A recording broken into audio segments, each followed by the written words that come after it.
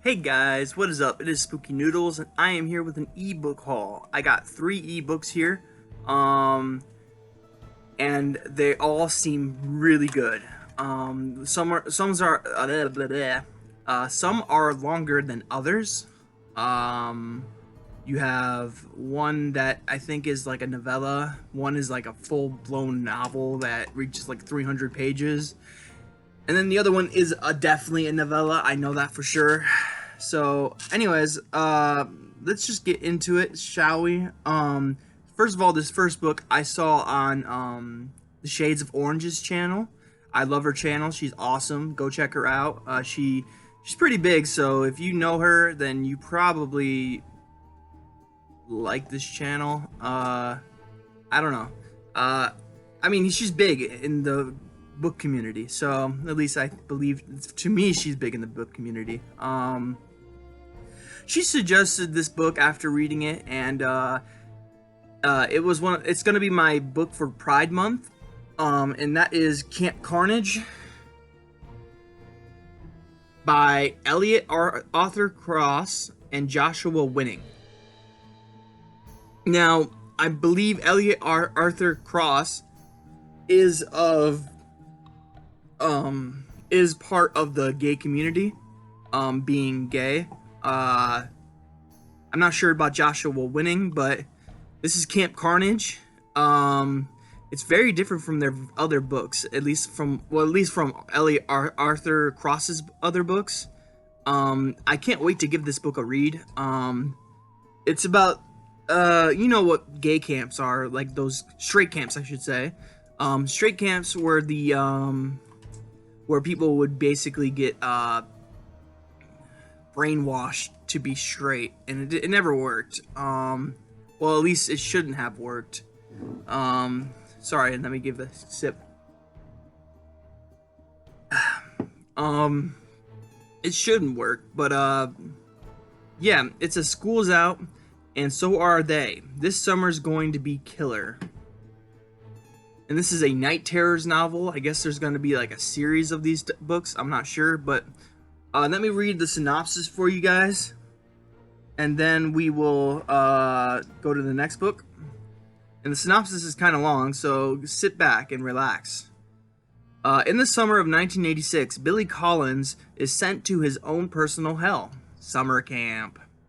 The remote Camp Genesis offers desperate parents a place to straighten out their gay teenagers with the help of a paternal Catherine Creevy.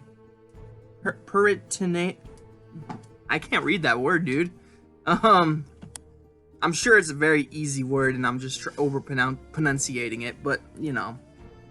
Besides the typical horsing around, campfire tales, and summer games, the Genesis program forces gay and questioning teens into humiliating gender-based lessons. While Billy wants nothing more than to escape Camp Genesis, he can't help worrying that something even more sinister is hiding just out of sight.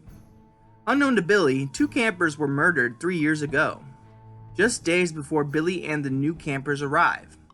People start to go missing, and it's up to Billy and his new friend Jem to find out what's really going on. Is a maniac on the loose? Is history repeating itself?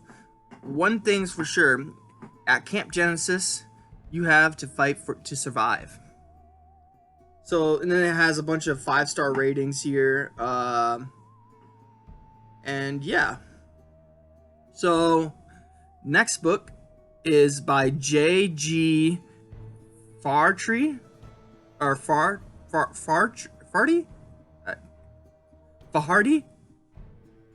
Sorry, I'm jacking up this name so bad. J.G. Fahardy. Maybe it's said differently, I don't know. But, Cemetery Club. J.G. Fahardy. And this is the novel I was talking about. It sounds like a very interesting book. It's kind of like Stephen King's It. Just written by someone else. So let me read the synopsis, and then we'll either talk about it a little bit more or move on to the next book. So here we go. 20 years ago, four friends awoke in ancient evil, and only the cemetery club can stop it before the whole town ends up dead, or worse. Sorry. Rocky Point is a small town with a violent history, mass graves, illegal medical experiments, and brutal murders dating back centuries. Of course, when Corey Marisol, John, and Todd from the cemetery club form the cemetery club, they know none of this. They found the coolest place to party after school, an old crypt. But then things start to go bad. People get killed, and the cemetery club knows the cause. Malevolent creatures that turn people into zombies. When no one believes them, they descend into an infested tunnels below the town and somehow manage to stop the cannibalistic deaths. Now, 20 years later, the horror is beginning again. The cemetery club must reunite to defeat the menace once and for all. The problem is they can't remember how they did it the first time. It's a race against time and to find the true source of evil infesting Rocky Point. As the cemetery club ventures into the cryptic maze to face their demons in a final showdown. I read that wrong. I'm so sorry. But, yeah. J.G. Fajardi. I'm so sorry if I'm mispronouncing your name. But yeah, that's the Cemetery Club. I heard this is an awesome coming-of-age story, just like It. And it sounds like a lot like It.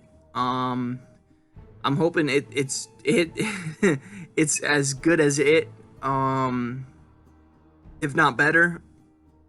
I struggled with It by Stephen King. I'm going to reread it soon, but my first read-through was a struggle. I listened to the audiobook, and I just could not get through it. I was so bored, and the continuously switching from first person to third person was a drag, and then there were so many characters. It was hard for me to follow, and then I just didn't really care most of the book. So I have to redo it, like reread it,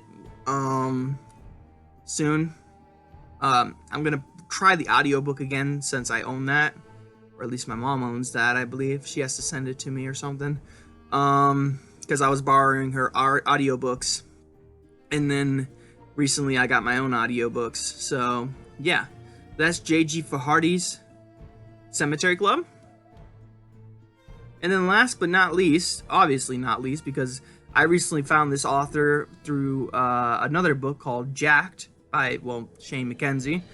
And this book is by him too. And I think this is his first novella. Excuse me. Because in the beginning it says thank you for, Eraserhead Press for this and that. And thank you for inviting me to the Deadite family, and blah, blah, blah. And then he says thank you to other people, and, yeah. And this is All You Can Eat by Shane McKenzie. Obviously, it's about gigantic people gorging on humans at a buffet. Yes, you heard that right. I really want to read this book. It is very short. It is like very, very short. Maybe like 60, 80 pages. I'm not really sure. All I know is that it's on the location thing, it goes from 1 to 1983. So, or 1983.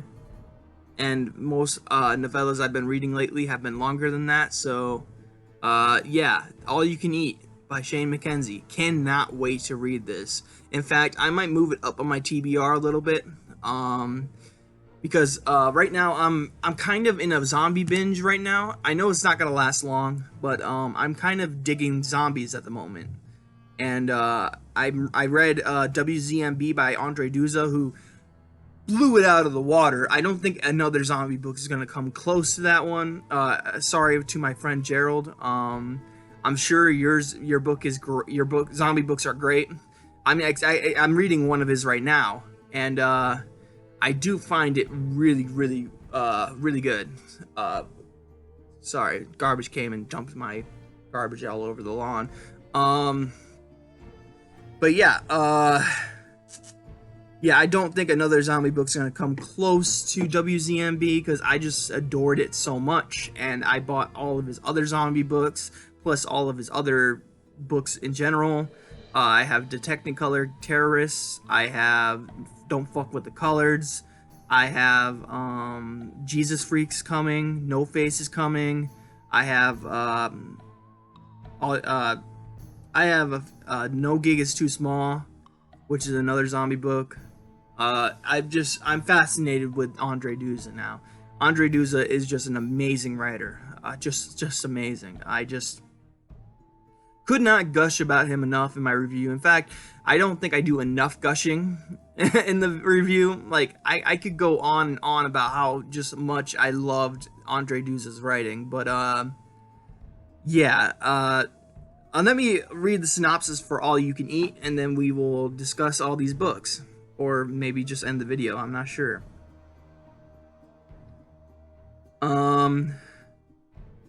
Deep in Texas is a Chinese restaurant that harbors a secret. Its food is delicious, and the secret ingredient ensures that once you have one bite, you'll never be able to stop.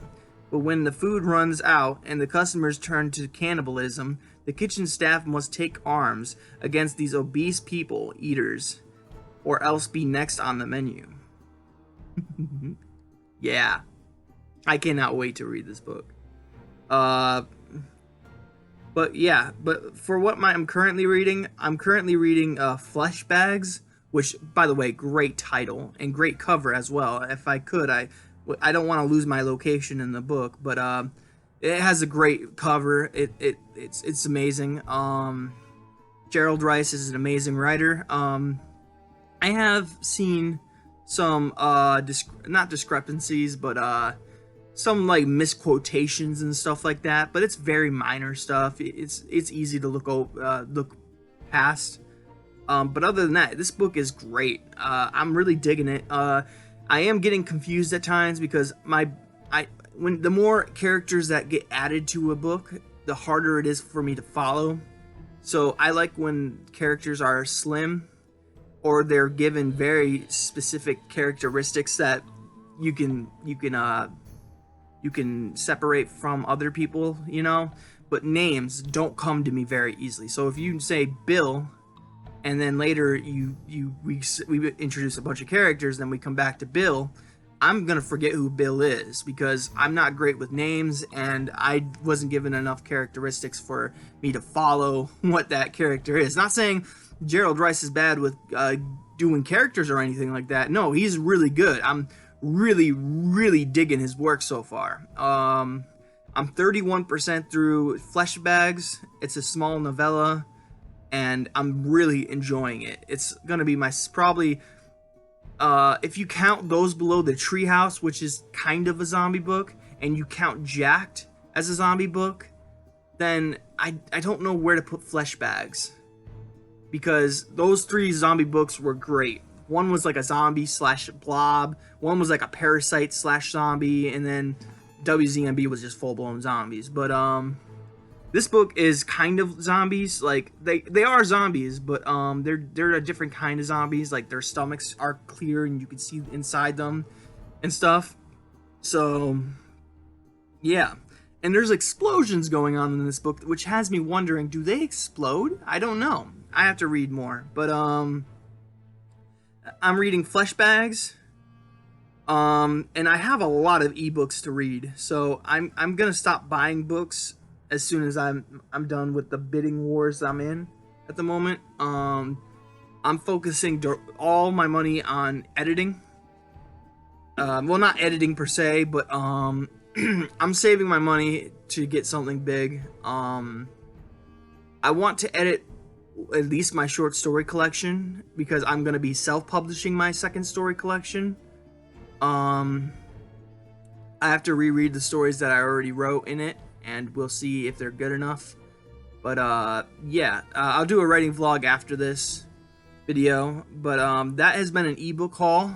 I hope you guys enjoyed the video. The books mentioned here were All You Can Eat by Shane McKenzie, Sorry, I'm forgetting at the moment. J.G. Fajardy's Cemetery Club, Camp Carnage by Elliot Arthur Cross and Joshua Winnings. And then I also mentioned Flesh Bags by Geraldine Rice, which he actually has his name Geraldine Rice in this one. And I don't know if you can see that very well, but that's the you can't see that at all. I'm sorry. I don't want to go back to the cover because I don't want to lose my spot. I don't know how to bookmark things yet. I'm so intellectually challenged, or not intellectually challenged, technology. I'm at a disadvantage with technology, is what I'm trying to say. But yeah, I'm also trying to listen to audiobooks, but it's hard getting back into audiobooks after reading such a long one that was kind of bad. But I'm currently listening to Salem's Lot by Stephen King. It's a very long audiobook, so I don't know when I'm gonna finish it. But yeah, I have a few books that I want to listen to. I gave up on the Siberian Incident by I forget what Greg Beck, I think it was. It was just not doing it for myself. It wasn't doing it for me. So yeah, I stopped doing that. But that's it. I hope you guys enjoyed the ebook haul. I hope you guys are having a good day. I hope you have a spooky night, and I'll catch you in the next video. Peace out. Now I am become death.